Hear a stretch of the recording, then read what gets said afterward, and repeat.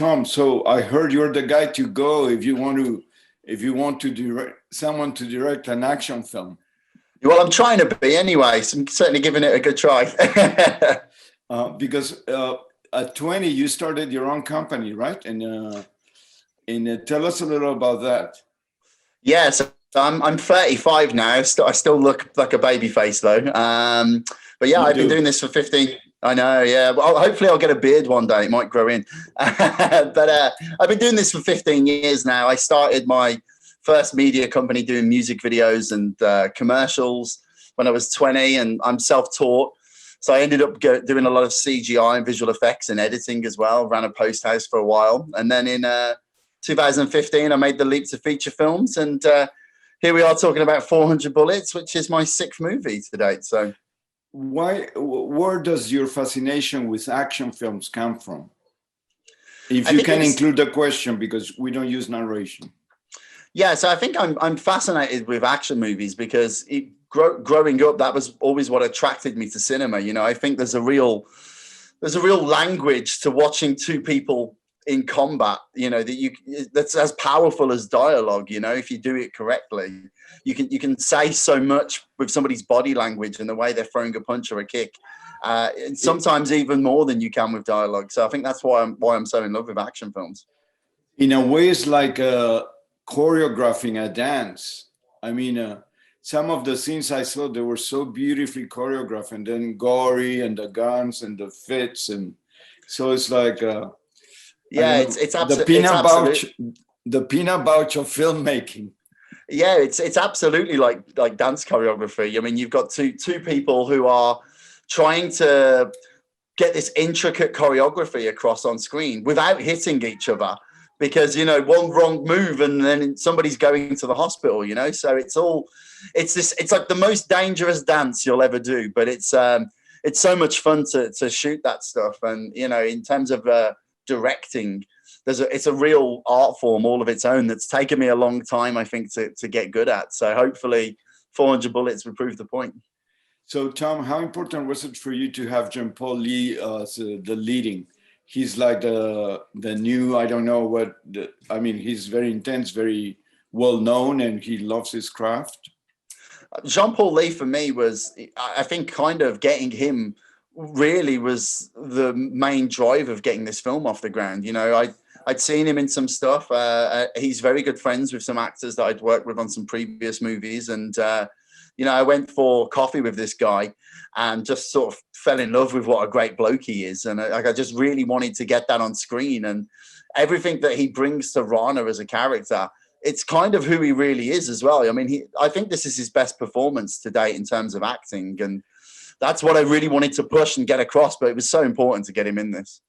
Why was it important for you to establish the difference between profit and honor, between mercenaries and patriots, I guess? Yeah, I think the movie's really about, you know, honor and why that's important, and why you should do something because you love it as opposed to being in it for money. And there's a couple of reasons for that. The film is the first movie about Gurkha soldiers that's ever been made. And these guys are the most honorable soldiers on the planet to a large degree. And so I knew making a movie about them, we had to get that right. We had to get their cultural ideas about honor correct. And at the same time, for me as a writer-director, you know, I'm in this strange place as a career, you know, where I've made all these indie movies, and I have this very loyal crew of people that have been with me on everything.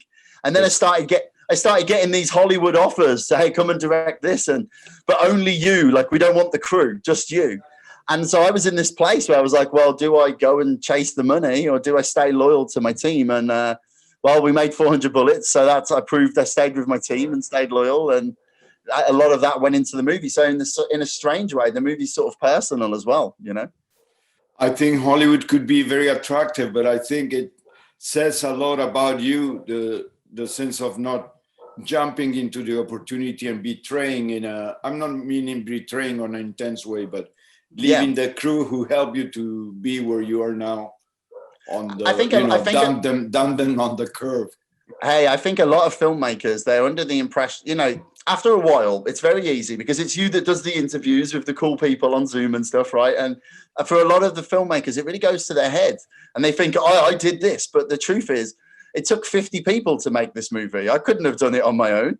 And so, I always try and remember that, a lot of what makes this film work is the music by Max Sweary is so good, or George Burt's cinematography, is so good, or Darren and Spencer's stunt choreography is so good. And it's all those elements working together that makes a film. And I always try and remember that it's an army of us, not just one guy.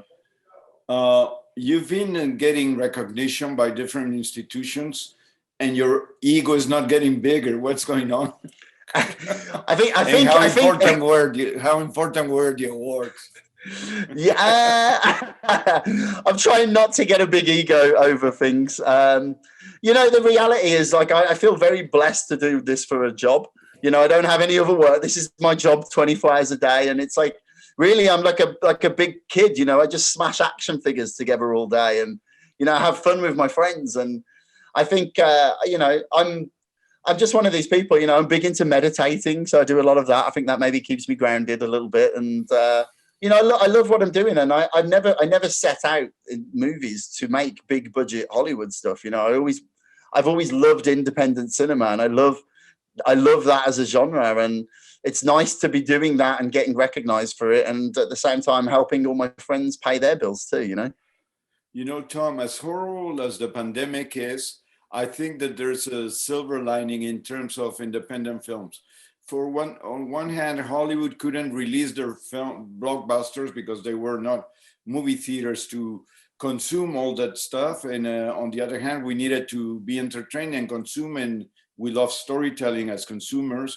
And so I think the pandemic opened doors to films that were going to be kept either on a small festival or in someone's drawer. So at that level, I think that the pandemic was positive in that case. I think there are a lot of silver linings to the pandemic in terms of independent cinema. I mean, in a strange way, there's never been a bigger demand for streaming stuff. And I think that the key is it's also shown the industry that we don't necessarily need big CGI cities falling down to enjoy what we're watching, and that a lot of these smaller movies that are kind of, they're about character, and they're about, even like, there's a sort of more B movie stuff like Psycho Gorman that just came out. These films have found a footing that they might not have found otherwise, and I think that's really exciting because hopefully it sends a strong message to Hollywood that actually they should be investing more in like the £3-4 million films and taking some risks with, some filmmakers like me and saying, okay, we'll go and make a crazy, 400 bullets action film and let's see what we get. I actually think that the big studios are kind of paralyzed. They're surprised. They're using their stream channels, but not for everything. So I don't know. I think that we independent people, we're not paralyzed. We're just moving on. But they're like, oh my God, the world has changed and we don't know what to do because there are 100 suits in meetings to decide whatever is going to happen. It's exact. I think this is it. There's so much money on the line for the bigger budget films, and in a lot of ways they've become complacent about how they make movies. They forget that actually, if you use your intuition, the way I've always described being a director or like a filmmaker in general is like my job is a problem solver. I wake up in the morning, I'm on set. There's 50 problems, and they're all my fault because I said I wanted to make a movie. And I don't have any money to borrow them. So I just figure out, okay, well, how do we figure that out for free? And I think that the pandemic is where somebody like me and other filmmakers that have that mentality can shine because there's no money being spent. So, as long as you know how to figure these things out. And I think that's why Hollywood's in this sort of like deer in the headlights right now, because they're so used to just throwing money at the problem, right? And there's no money going around right now. Yeah. One thing I tried, I was very curious, but I couldn't find it. Maybe I'm not a good researcher. Where was the film shot? So 400 Bullets was entirely shot at Moseley Studios in the UK, in Coventry. So nowhere near Afghanistan, where it's set. But, we got very fortunate. The location had everything that we needed in terms of external and internal. We had But it looks so real. I don't know. I thought Well, thank I you. thought maybe you went to, I don't know, Tunisia or. No, so my background is as a CGI artist, and so I used a lot of that knowledge to composite mountains into the backgrounds. And the film is full of snow as well, which I think a lot of people don't realize how snowy northern Afghanistan is. And that helps a huge amount, because you can use that in places to cover over any cracks or seams that might have appeared. But I think one of the things I'm most proud about in terms of the film's visual effects is that it's about 50% real snow, and then in other scenes it's completely CGI. And I think you can never tell, because we were so meticulous about getting the snow right. So I'm really proud of that.